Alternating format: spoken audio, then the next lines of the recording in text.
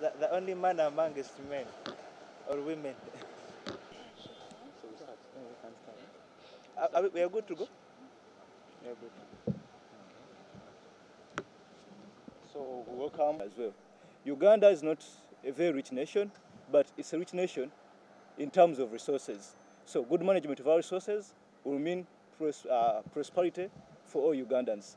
And majorly, we are going to focus on the youth because now this is the largest population and we constitute the majority of the voters that are going to turn up in 2016. Okwesanga nti ku bitundu 183 abavubuka tebalina mirimu bw'otunuulira abakyala kati abafa nga bazaala nga balina ebizibu ebikwatagana kubeera n'embuto bayoya ddala 19 buli lunaku.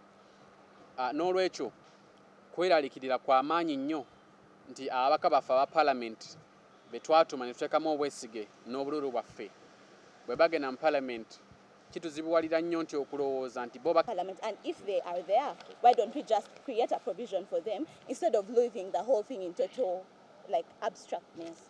Yeah, that's what I would have to say.